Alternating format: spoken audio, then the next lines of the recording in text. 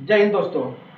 देखिए, आज हम लोग इस वीडियो में पढ़ेंगे कक्षा 10 के भौतिक विज्ञान का जो पहला चैप्टर है, समतल पृष्ठों पर प्रकाश का परावर्तन। और इस वीडियो में हम लोग पूरे एक एक हेडिंग को विस्तार पूर्वक पढ़ते हुए चलेंगे और कोई भी पॉइंट आपको इस वीडियो में या इस चैनल पर छूटेगा नहीं। चलिए हम लोग शुरू करते हैं। समतल पृष्ठों पर प्रकाश का परावर्तन। तो इसमें पहली जो हेडिंग हम लोग की है वह है प्रकाश। पहली हेडिंग हम लोग की है प्रकाश, यानी प्रकाश क्या होता है या प्रकाश किसे कहते हैं। तो देखिए, प्रकाश क्या होता है। प्रकाश वह ऊर्जा है जिससे हमें कोई वस्तु दिखाई देती है। प्रकाश क्या है? प्रकाश वह ऊर्जा है जिससे हमें कोई वस्तु दिखाई देती है। अच्छा, वह वस्तु कैसे दिखाई देती है? जब प्रकाश किसी वस्तु पर आपतित होता है। जब प्रकाश किसी वस्तु पर क्या होगा? आपतित होगा। तो आपतित होने के बाद उस वस्तु से आपतित होने के बाद उसका परावर्तन होता है, और जब परावर्तन होकर वही हमारी आंखों तक प्रकाश पहुंचता है तो वह वस्तु हमें दिखाई देती है। तो जब इसकी हेडिंग हम बनाना चाहेंगे, इसका परिभाषा लिखना चाहेंगे, तो हम यह लिख सकते हैं कि प्रकाश वह ऊर्जा है जिसकी सहायता से हमें वस्तु दिखाई देती है। जब प्रकाश किसी वस्तु पर आपतित होता है तो परावर्तन होकर हमारी आंखों तक पहुंचता है और वह वस्तु हमें दिखाई देती है। चलिए आगे चलते हैं। अगली हेडिंग है प्रकाश स्रोत है। प्रकाश स्रोत है। प्रकाश स्रोत है। प्रकाश स्रोत क्या होता है? देखिए, प्रकाश स्रोत कुछ प्राकृतिक प्रकाश स्रोत होते हैं और कुछ मानव निर्मित प्रकाश स्रोत होते हैं। तो प्रकाश स्रोत में प्राकृतिक प्रकाश स्रोत क्या होते हैं? जैसे सूर्य के ले लीजिए, सूर्य हमारा क्या है? प्राकृतिक प्रकाश स्रोत है। और अगर हम देखना चाहें तो कांच ले ले, तो कांच कैसा हो जाएगा? हमारा मानव निर्मित प्रकाश स्रोत हो जाएगा। तो इससे प्रश्न क्या बनता है कि प्रकाश स्रोत कितने प्रकार के होते हैं? तो प्रकाश स्रोत हमारे दो प्रकार के होते हैं।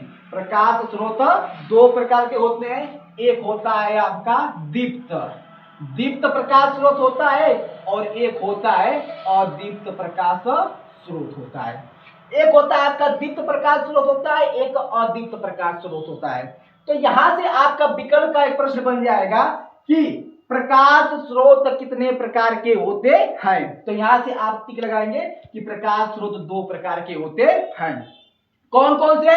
दीप्त प्रकाश स्रोत और दीप्त प्रकाश स्रोत।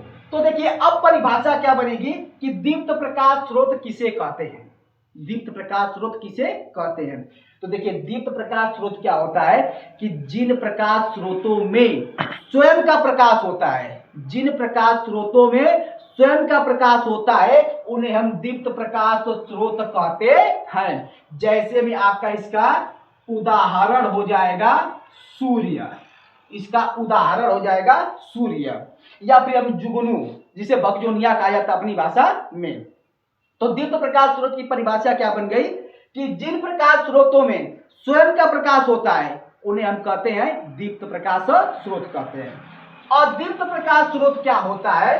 तो इसका उल्टा हो जाएगा इसमें कि जिन प्रकाश स्रोतों में स्वयं का प्रकाश नहीं होता है बल्कि वे दीप्त प्रकाश स्रोत के प्रकाश को परावर्तित करके प्रकाश देते हैं, उन्हें हम कहते हैं अदीप्त प्रकाश स्रोत कहते हैं। अच्छा, इसका उदाहरण क्या हो जाएगा? तो इसका उदाहरण हो जाएगा आपका चंद्रमा। इसका उदाहरण हो जाएगा चंद्रमा, या हम कह सकते हैं कांच, या हम कह सकते हैं कांच कह सकते हैं। तो दीप्त और अदीप्त प्रकाश स्रोत आपको समझ में आ गया होगा। चलिए आगे चलते हैं। अब हम जानते हैं कि प्रकाश का गुण क्या होता है। अगली जो आपकी हेडिंग है वह है प्रकाश का गुण। प्रकाश का गुण। प्रकाश का गुण यानी प्रकाश का गुण आपके पेपर में पूछ सकता है, और यह प्रकाश के गुण आपको 4-5 याद होने चाहिए। देखिए, तो प्रकाश का गुण क्या होता है? तो सबसे पहले प्रकाश का गुण यही होता है कि प्रकाश की जो चाल होती है वो निर्वात में 3 गुणे 10 के पावर 8 मीटर प्रति सेकेंड होती है। प्रकाश की चाल निर्वात में कितना होता है? 3 गुणे 10 के पावर 8 मीटर प्रति सेकेंड। देखिए यह विकल्प में भी आपसे पूछ सकता है प्रश्न कि प्रकाश की चाल निर्वात में कितना होता है। या तो आप देखिए ध्यान दीजिएगा, मीटर प्रति सेकेंड को ध्यान दीजिएगा, मात्रक को, या तो इसको पूछ सकता है आपसे कि 3 गुणे 10 के पावर 10 सेमी प्रति सेकेंड, या तो यह पूछ सकता है। तो आपको यह ध्यान देना होगा कि क्या मात्रक दिया हुआ है विकल्प में। अगर यह दिया हुआ है तो इसको ध्यान रखे रखिएगा कि सेमी प्रति सेकेंड है तो 3 गुणे 10 के पावर 10। चलिए अगला गुण देखते हैं क्या होता है। तो प्रकाश एक सरल रेखा में गमन करता है। प्रकाश क्या करता है? सरल रेखा में गमन करता है। अच्छा, तीसरा क्या हो जाएगा इसका?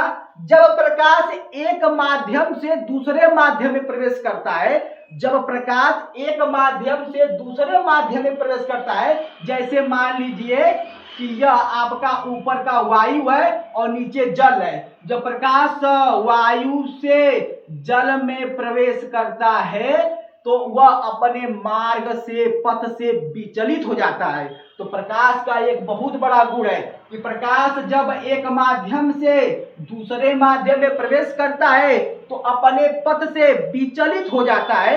यह प्रकाश का सबसे बड़ा गुण है, जो आपके कक्षा 10 में आगे अपवर्तन नामक चैप्टर में हम लोग इसको पूरे विस्तार से पढ़ेंगे। इस पर सवाल भी बनते हैं, उस सवाल को भी हम लोग करेंगे। चलिए चौथा क्या होता है? तो देखिए जो दृश्य प्रकाश होती है उसकी जो तरंगदैर्घ्य होती है वो 4000 एंगस्ट्रॉम से 8000 एंगस्ट्रॉम तक होती है। यह बहुत बड़ा क्वेश्चन है। यह प्रिज्म जब पढ़ाएंगे तो उसमें इसका हम पूरे तरीके से डिफिनीशन को और बेहतरीन से बताएंगे। लेकिन आपको अभी इतना याद रखना है कि जो दृश्य प्रकाश होता है उसकी तरंगदैर्घ्य 4000 एंगस्ट्रॉम से 8000 एंगस्ट्रॉम होती है।